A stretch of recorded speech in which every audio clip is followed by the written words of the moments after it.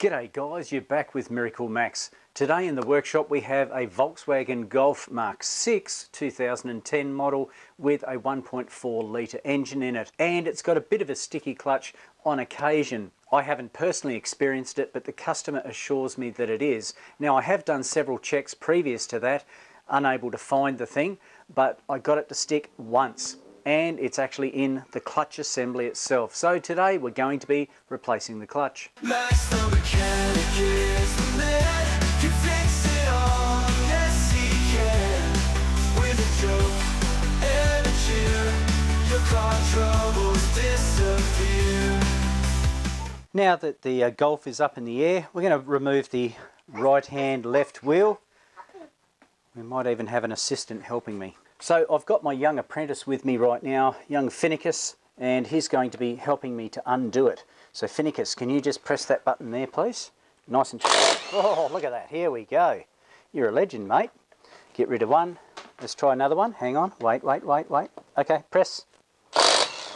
Oh, you legend, you. Let's try another one. Away you go. Good boy. Another one. Go. And get a bit more.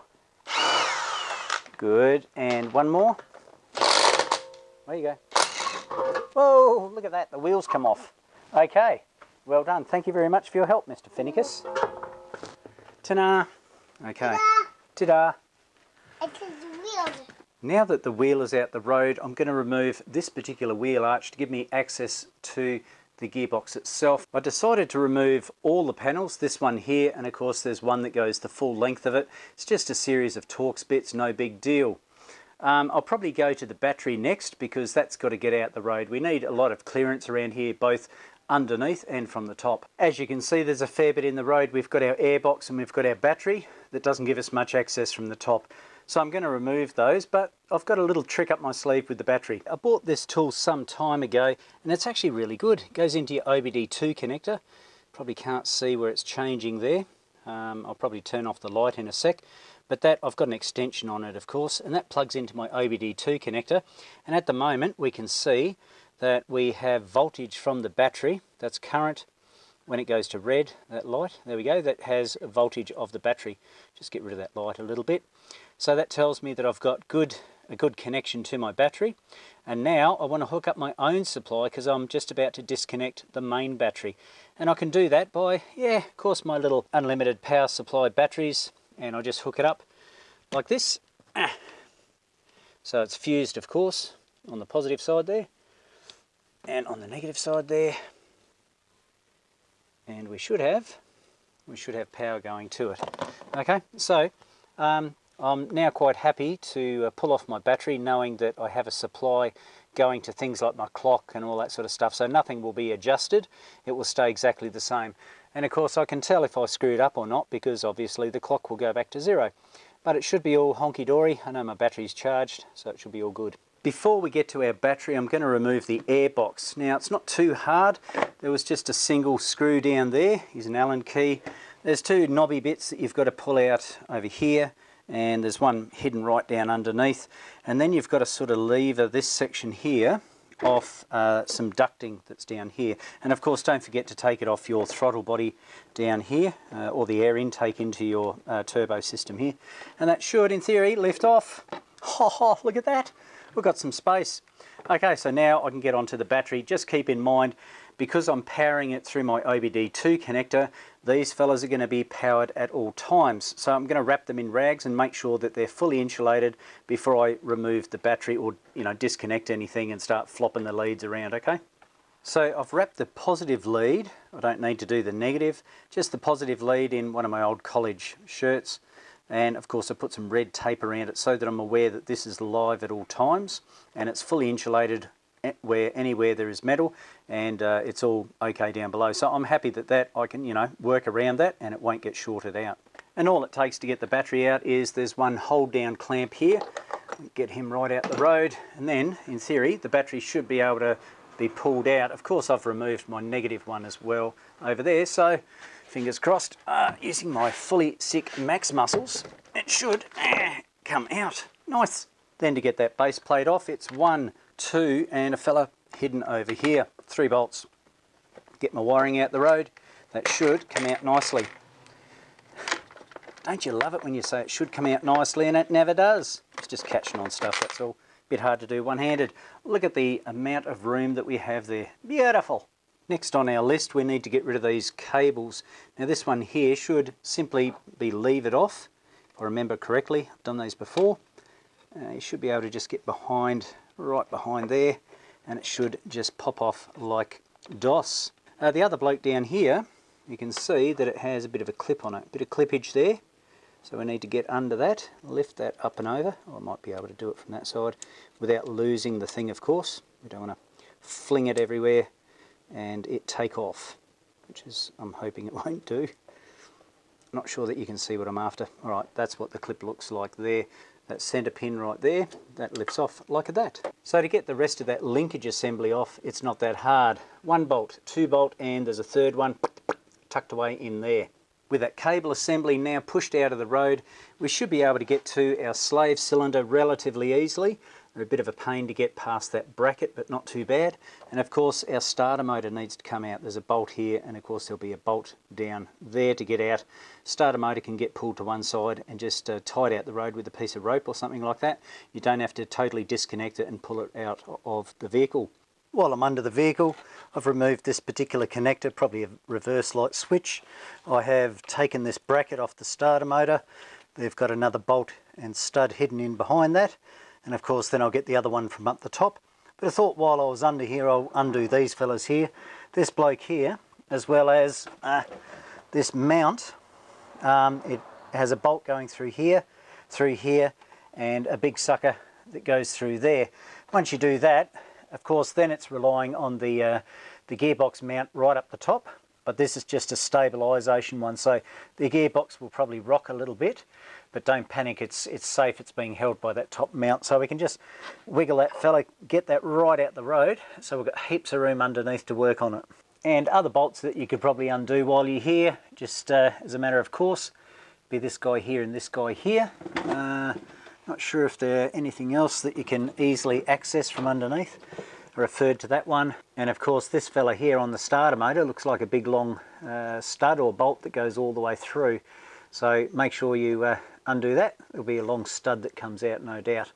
So that's not too bad for underneath without getting too dirty. Of course we've got our half shafts and all that sort of gizmo to do, and we've got to mount it on something safe to get it out. With the starter motor disconnected, I've just turned it around and tied it up against the inner guard just so it's right out the road. When we get the gearbox being pulled out, it's not going to get caught on anything, but we've got a lot of clearance there, so it's just out the road without me undoing all the wires. I've undone the bolts on the inner section of the CV shaft there, as you can see, and also I've undone the bolts that go onto the hub assembly, or the stub axle assembly there, just the 3 there. That way I can pull the entire shaft, hub, etc. Strut assembly and just pivot it out like that, chuck some blocks of wood in there, leave all the shaft attached to it, and that'll give me enough clearance to drop the gearbox down. I also undid my sway bar link there. There's my sway bar, there's my link rod that goes onto it, so I could get this CV shaft right up at the road, and as you can see I've tied it to my spring, so I've got heaps of room now. I can just drag it back without any issues of catching on anything. I've pulled off the driver's side wheel as well because the drive shaft is of the same design. So I'm going to, once I come into focus for you guys, as you can see I'm going to undo these bolts as well. There'd be no oil leaked or leakage from the gearbox because the seals are still attached. We can just undo part of our shaft and then pop it back that way yet again. I'm using my bike stand at the moment just to hold it in place. You could probably do it, just lift it. These gearboxes aren't that hard, but just for the sake of the exercise while I'm filming and working by myself, I've just got it jacked up on my bike stand, as I said, with some nice blocks in place, and it should be nice and safe. Okay, I believe all we've got now is 3 bolts holding it in place. Let's see if I can slide down to show you. Not much space there. One fella right there, right there. There's another fella just right next to him, just tucked up under there. And there's a 3rd bolt over to the side here where my finger should be, but there it's not. There he is. And of course then we've got our mount that will I remove entirely. I'll take this off here as well as this off here, so the mount is entirely out the road, won't foul on anything. Just keep in mind, I'm not pulling the gearbox, you know, totally out. I'm just moving it backwards far enough so that I can do my clutch. So I can just shove it back that way and just leave it on the stand, etc., while I do my clutch, and then just pop him back into place when it's done. Also keep in mind, you're going to need to support the engine, because the engine is held up by the rear mount of the gearbox. Now, you know, I've gone to a lot of extent over here, as you can see, to make my job easier. I hope it's easier. But make sure that you chock up or put a floor jack onto your engine to hold the engine in place, because that will want to tilt as a result of the gearbox mount being released. I've now lowered my engine jack as well as my motorbike stand here with all the blocks attached to the gearbox.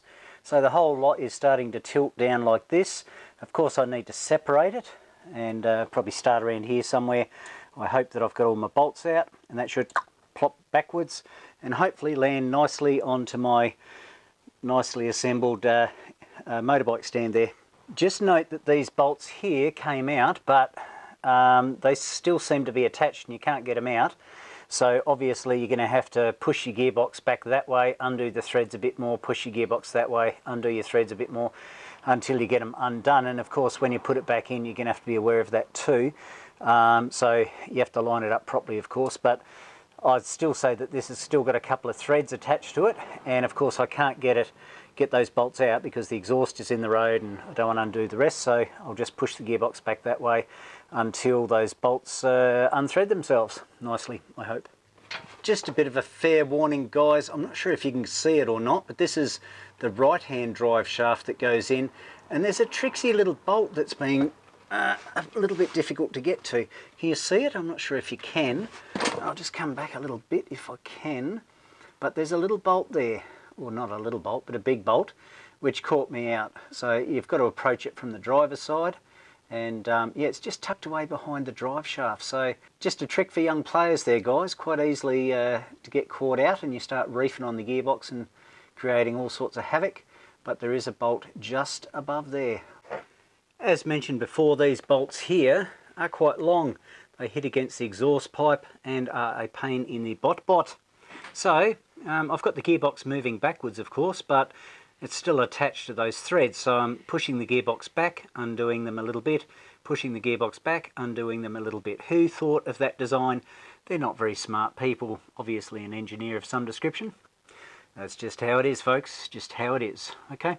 After much huffing and puffing, I've finally got the beast out.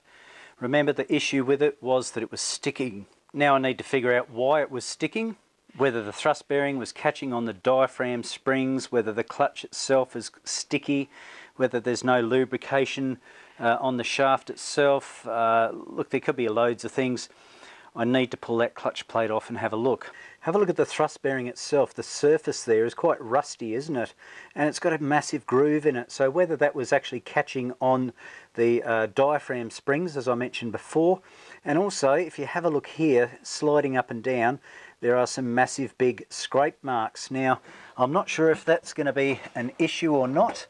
No, seems a lot all right, but there's certainly a big scrape mark there. So whether the thrust bearing was catching on the shaft itself as it was being pushed forward and catching and holding it in place, because the clutch pedal would stay on the floor and wouldn't return. So that could be part of it. We'll have to have a look once I pull it all apart. Also, the shaft itself is extremely dry. There's no rust on it, but a lot of rust everywhere else, of course, but full kit comes with everything, so that'll be nice to replace it all. Also, to get the thrust bearing off, it comes with the entire fork. There's two little holes, one here and one here.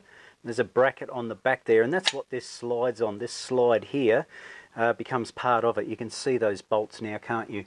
They have to come off, and I believe, if this is the correct kit, it comes with the fork as well. If you're unsure what gearbox you have, you can actually have a look right down on the gear selector, because it's actually written there.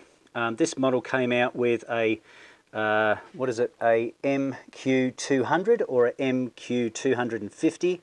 This one here is the MQ200, as you can see, Pretty important so that you get the right parts. So you've got the clutch plate and pressure plate off, but look, it actually looks pretty good, you know.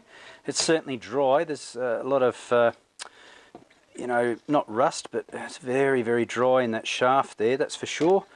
I can't see where it's been sticking at all. Can you? Like, it doesn't look too bad at all to me, but there is a few little shards of metal in there, I guess. Nothing drastic though. And the pressure plate itself isn't too bad.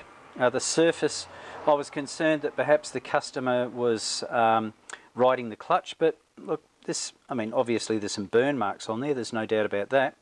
But I can't see that there's any major issues.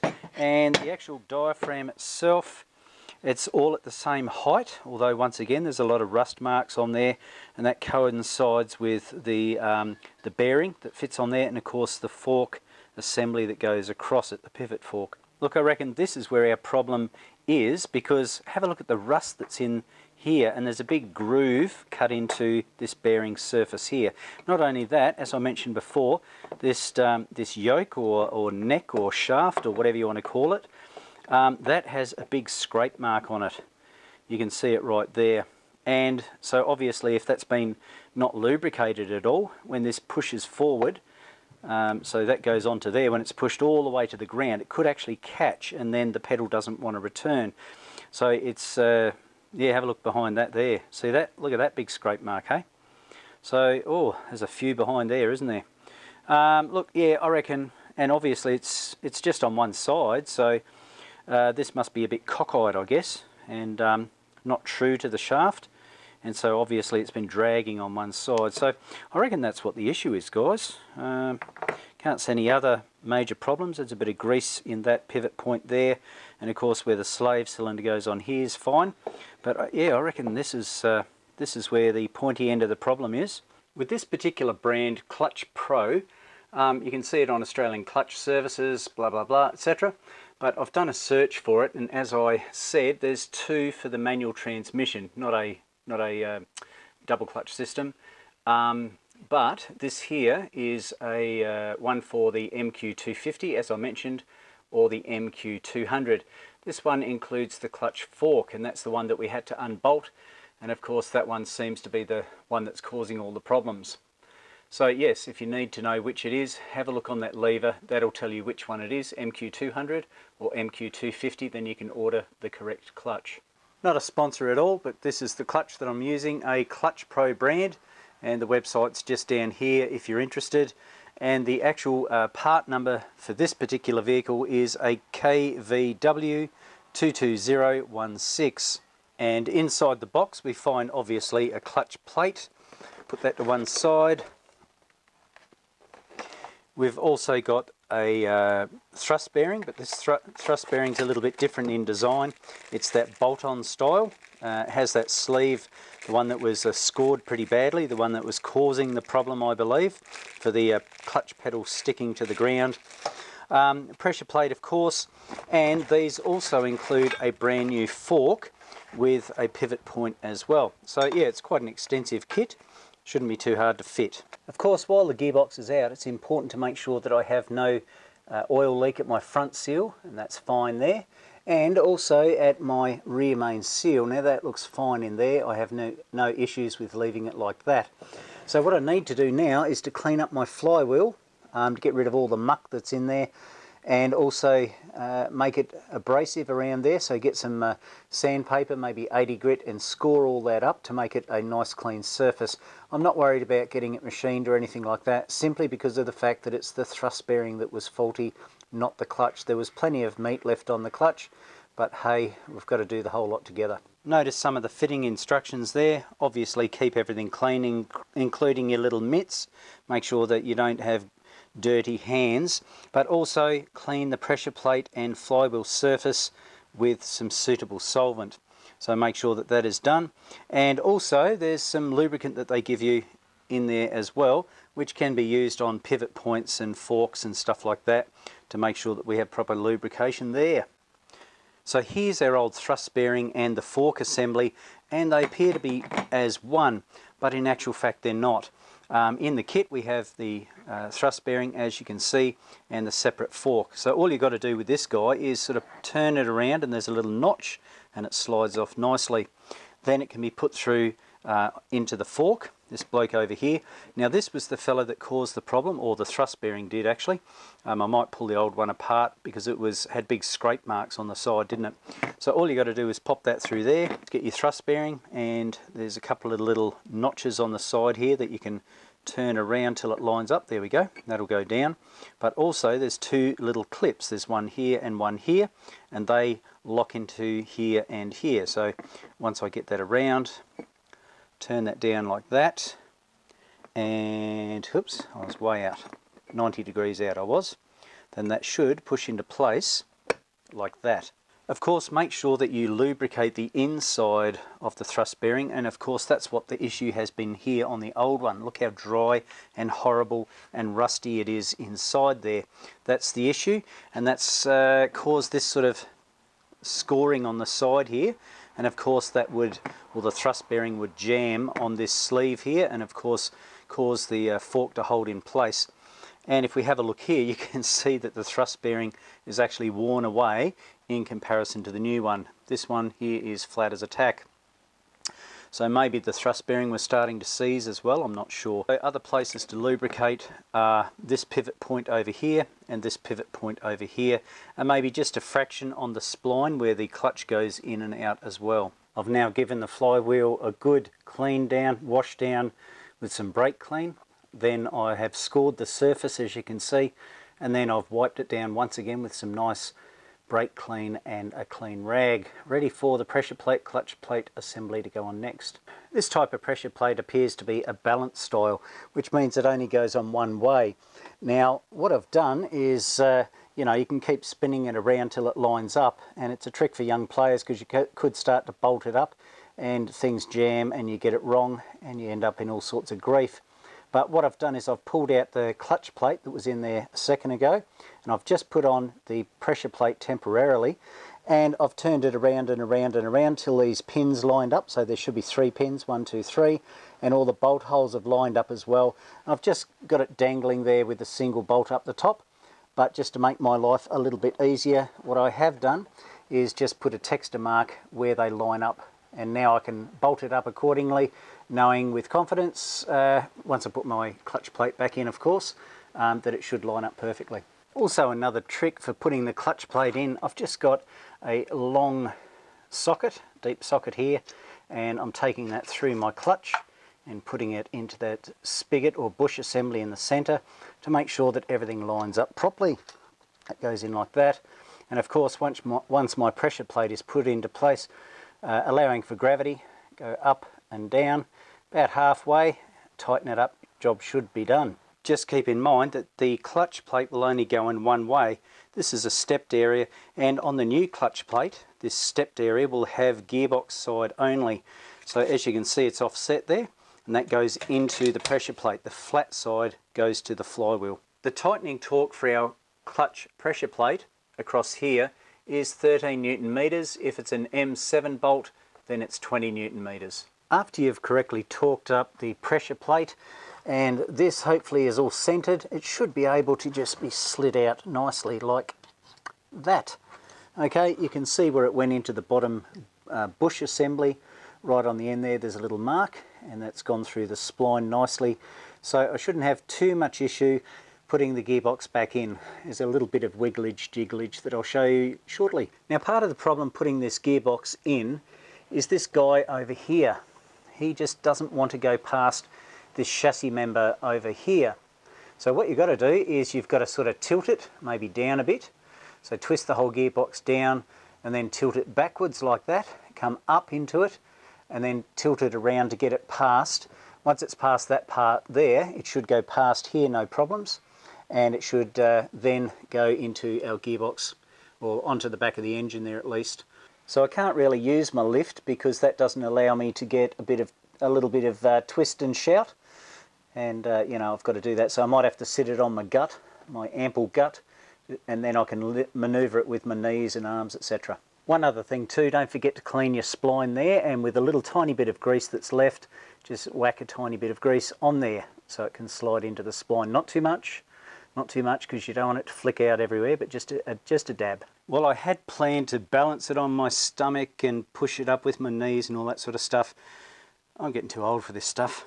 So what I've done is tilt the gearbox sideways like this to get the diff assembly or the final drive assembly past. And once it's past that chassis rail over there, I should be able to twist it back this way.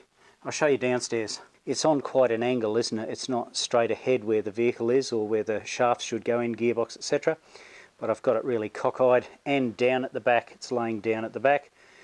Once that's got past that chassis rail over here, then I can straighten it up and nudge it into place. But at the moment, it appears to be going sort of in, kind of maybe. We'll see what happens. I'm not sure I'd attempt this without any lifting equipment by myself, but I'm slowly getting it in there. The main thing is to get this drive shaft over that away, and downstairs we need to get that final drive assembly past that, I don't know, whatever you call the thing. It's part of the chassis rail, I assume, that bloke there. Once it's past that, then I can twist the whole thing back into place. Now that I've managed to get the gearbox up high enough, it's on, of course, quite a tilt, and I've run out of lift on my jack, so I'm just going to lever it up with some blocks and just push it into place. So it's still on quite a tilt, as you can imagine, but I'm getting there. And of course, you can see the output shaft there is hitting against the pressure plate, so the whole gearbox needs to go that way. After much wiggling and jiggling, I've got this up high enough to get my final drive assembly past that chassis rail assembly thingy. So it's just a matter of tilting it up, and of course keep in mind that the engine itself is jacked up, so use that to your advantage. Go up and down with the engine to meet the gearbox. So yeah, the rest of it is just twist and turn until it pops into place. All sounds good, doesn't it? You can also use a Phillips head screwdriver to push through the bolt hole in the gearbox itself into the threaded section into the block, and that way it'll give you leverage and help you to line it up correctly. One thing that's been giving me loads of grief is this guy over here. It's the output shaft for the driver's side. Now it's catching on the flywheel, well it was before. I had to get over this side and just reef it across with a lever, and that's all honky-dory now. The gearbox slid in nicely, and I've got two screwdrivers in place to make it easier to slide them in. So one down the bottom, one up the top. It should slide in, that's what I've been saying all along, isn't it? It should slide in nicely now, folks. Take my word for it. Remember those two bolts that I couldn't undo and they just had to sit here in place? Well, just to give you an indication of how confident I feel about the gearbox going in, these are bolting in just nice. So I've got both of those in. Yes, it's a little bit cockeyed, but now I can jack up the back because these can pivot on these two bolts. Once the back goes up, I just push him up with my lift. Once that goes up, then it should slide into place. The gearbox is now in place. I've put all the main players in, the big bolts that go around there. Happy with all that. Not sure if I'm going to mount it first because you know it's hard to work on underneath with all the stands and hoists, etc., jacks, or put some of this stuff on first. I might put some of this stuff on first, and then I can lift it up to the mount there, and then all that stuff will be done. Of course, I've got my starter motor to do down here as well, don't forget that, and that bracket, that big bracket that goes on, and of course don't forget there's an earth strap that goes on there too. The clutch slave cylinder, together with all the linkages, have now been bolted into place. I've actually checked the clutch, put my foot on the clutch pedal, and it operates beautifully, so I know that I've got it right. The starter motor is now in place, together with that big fat earth strap that goes onto this top bolt. And downstairs we have this bracket that is held in by the starter motor bolt with a stud on the end of it. Also don't forget this, it might be a reverse light switch, I don't think it's a speed sensor. Whatever it is, clip this little fella back into place. The gearbox mount is now put into place. This little guy here, 3 bolts around there, another 2. Just jack the whole gearbox up, make sure it's aligned correctly, and make sure that this is nice and square. Don't allow it to twist. That will change the stress on the mount there. So mount is done. Just before I button it up and put all the covers on, etc., I have put in the half shafts. That's one half shaft there, as well as the left-hand half shaft. That's all done, together with these bolts on the lower control arm, 1, 2, 3 on either side.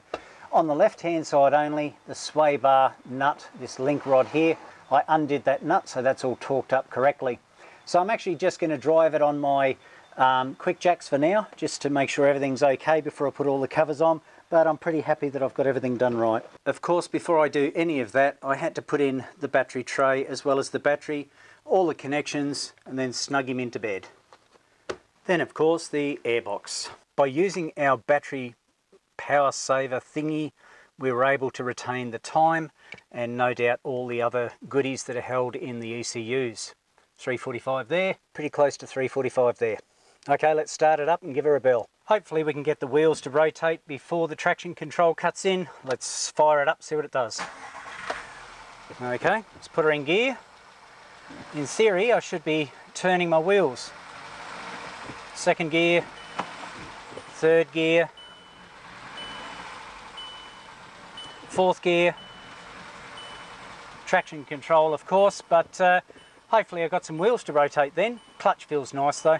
For the final part of it, all I've got to do is put my under trays on and of course wheels both side and get ready for a full-on road test. But just that little quick test on the quick jacks seemed to indicate that everything was honky-dory. The clutch felt really, really good. After a thorough road test, I'm happy with the results. The clutch feels bellissimo. I must admit this is not the funnest clutch I've ever done. Bit of a wiggle jiggle, angle here, angle there, but it finally went in. The reason for a sticky clutch was this fella here, the thrust bearing yoke assembly, and as you can see, I think it's here somewhere, can't quite see, there and there, there's some scrape marks on there, isn't there? And that was causing the thrust bearing to stick and hold it in place, causing the pedal to stay down on the floor. But fortunately we were able to replace that component together with the entire clutch kit, and the customer should be happy with the result. If you're happy with the results and the video and you haven't subscribed to the channel, please do so, give it a like and feel free to comment down below. Don't forget about that notification bell. You don't want to miss any future videos.